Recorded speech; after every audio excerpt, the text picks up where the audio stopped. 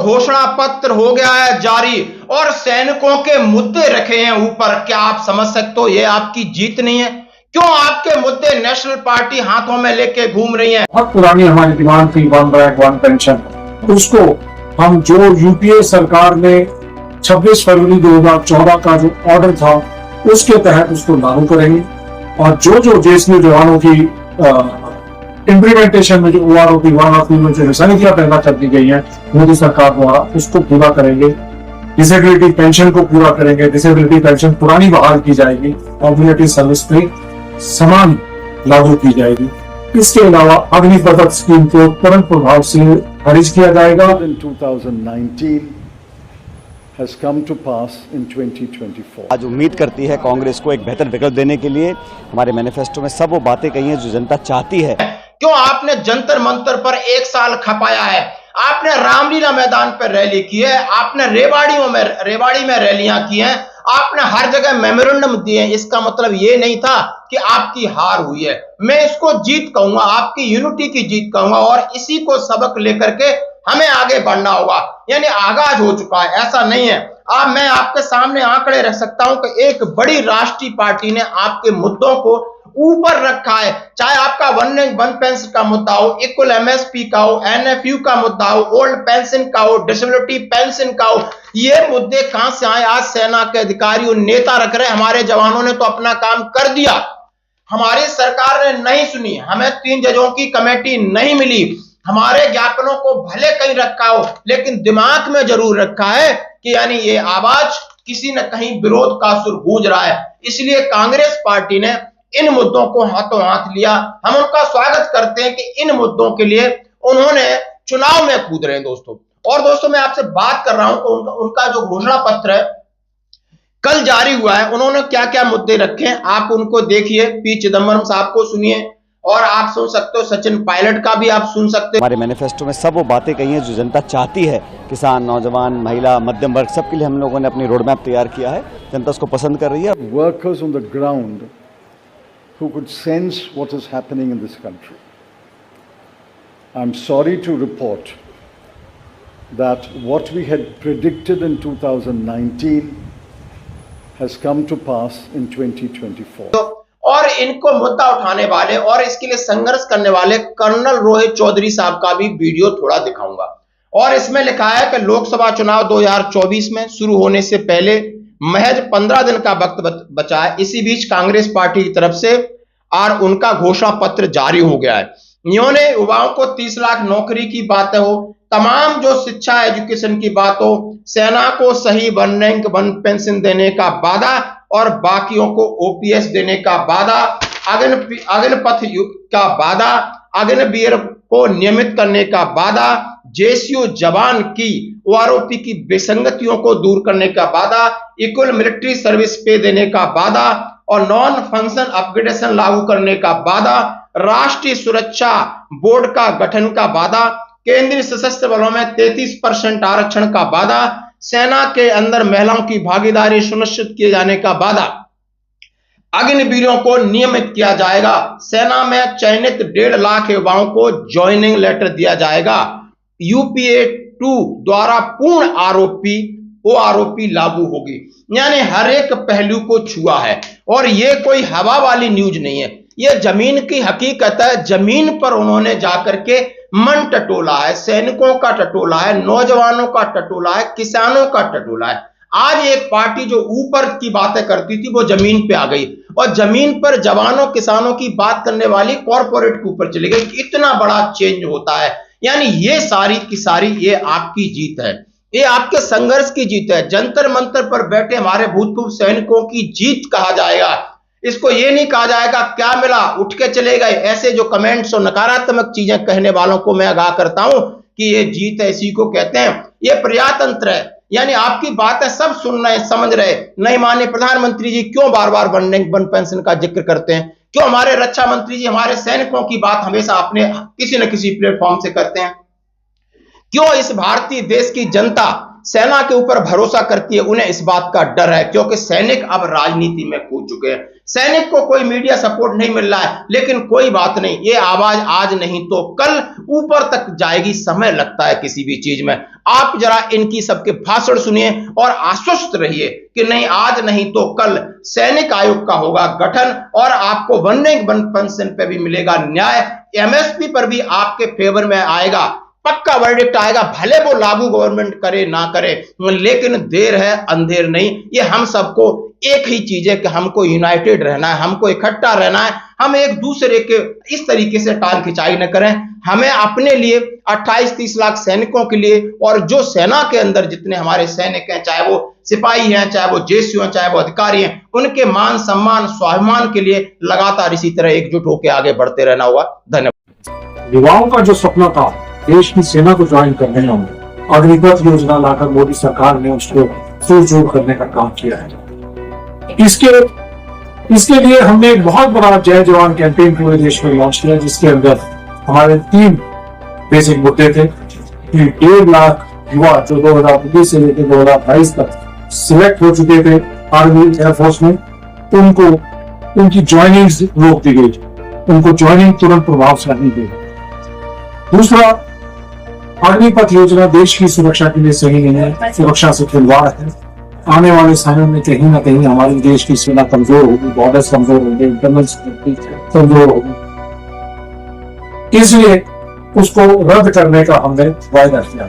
और तीसरी चीज, जो हमारे अग्निवीर हैं उनका और रेगुलर सैनिकों के भीतर जो डिफरेंसेस क्रिएट करने का मोदी सरकार ने काम किया था, उनके अंदर भेदभाव, सेना में सर्विस करते हुए भेदभाव, उनकी शहादत में भेदभाव करने का काम किया था, तो उसको देखते हुए हमने फैसला किया था कि अग्निवीरों को हम रेगुलर करें। तो अब इस मैनिफेस्टो के अंदर जो डिफेंस के पॉइंट ऑफ व्यू से जो मोटी मोटी बातें हैं, पहली बात कि जो एक बहुत पुरानी हमारी डिमांड थी 1 रैंक 1 पेंशन, उसको हम जो यूपीए सरकार ने 26 फरवरी 2014 का जो ऑर्डर था उसके तहत उसको लागू करेंगे। और जो जेएसयू जवानों की इम्प्लीमेंटेशन में जो OROP 1 में जो सैनिक पहला कर दी गई है मोदी सरकार द्वारा, उसको पूरा करेंगे। डिसेबिलिटी पेंशन को पूरा करेंगे, डिसेबिलिटी पेंशन पुरानी बहाल की जाएगी और मिलिट्री सर्विस में समान लागू की जाएगी। इसके अलावा अग्निपथ स्कीम को तुरंत प्रभाव से खारिज किया जाएगा, अग्निवीरों को रेगुलर किया जाएगा, 1.5 लाख जो सिलेक्टेड हुआ थे उनको ज्वाइनिंग दी जाएगी। इसके अलावा national economic and security board, ये एक ऐसी चीज है जो बनाई जाएगी जिसके तहत जो सिक्योरिटी और इकोनॉमिक एक्टिविटीज इन दोनों को एक तरीके से जोड़कर एक बोर्ड बनाया जाएगा जो इकोनॉमिक एक्टिविटीज की सिक्योरिटी, इंफॉर्मेशन की सिक्योरिटी और डिफेंस से रिलेटेड जो सिक्योरिटी है उसके लिए एक पुख्ता एक ऑर्गेनाइजेशन होगी, जिसके अंदर ऑल गवर्नमेंट ऑर्गेनाइजेशंस, डिफेंस वाले इसमें होंगे, इकोनॉमिक विंग वाले होंगे और तमाम तरह के लोग होंगे। इस तरह की एक मसौदा है। We had said institutions will be diminished or captured. That has happened. We had said freedom will be restricted, and that has happened. We had said that the weaker sections of the people will be denied their rights and their privileges. That has happened. We had said that Parliament will be diminished. That has happened. We had said that we will inexorably move towards an autocracy. We are already described as an electoral autocracy by many, many thinkers of the world. That has happened. While we are unhappy that what we had predicted has happened, we have in this manifesto suggested bold measures to reverse the damage that has happened in the last 5 to 10 years. The overall theme of the Congress manifesto is 3 powerful words: work, wealth, and welfare. I shan't take long. I'll explain each word in one sentence. Work means we must create jobs. If anybody had any doubt, read the report of the ILO that was released 10 to 15 days ago. The government came up with a lame defense through the chief economic advisor, but the defense only made it worse.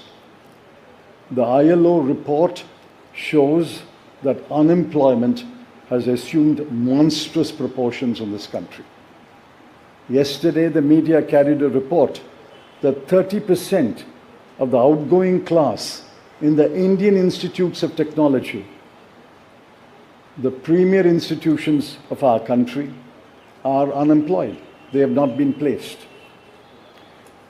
Jobs, jobs, jobs is a cry everywhere in India.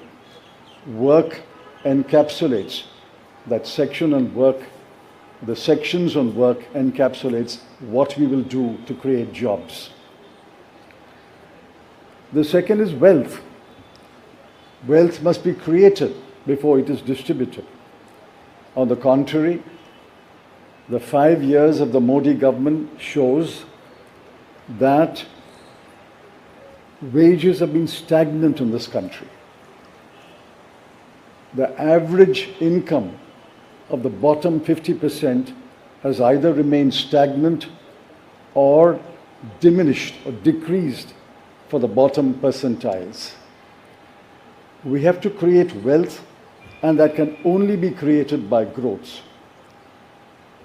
The UPA government delivered 8.5% growth in its first term, 2004 to 2009.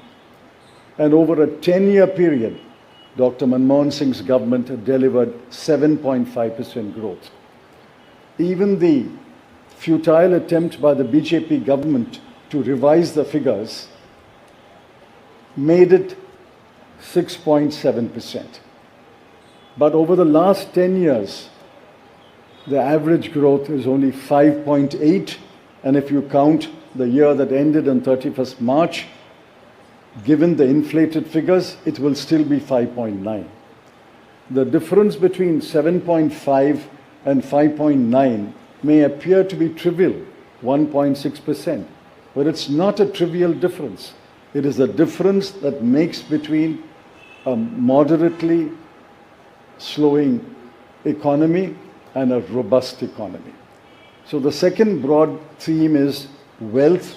We have to create wealth, which means we must have investment, capital investment, private investment, government investment, and foreign investment.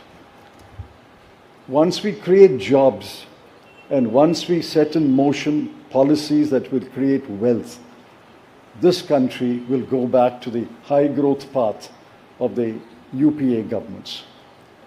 The third section, which addresses many aspects of justice, is welfare. So work, creating wealth, which results in welfare. The welfare of whom? I have always accused the BJP government, the Modi government, is a government of the rich, by the rich, and for the rich. This government is driven only by the interests of the top 1% of this country. But we have to look at the bottom 50%. The bottom of the pyramid, the bottom 50% is as important as those who are well off. And in the bottom 50%, as we go down the ladder, the bottom 20% are extremely poor. It has been estimated that 23 crore people are still poor in this country. UPA government lifted 24 crore people out of poverty.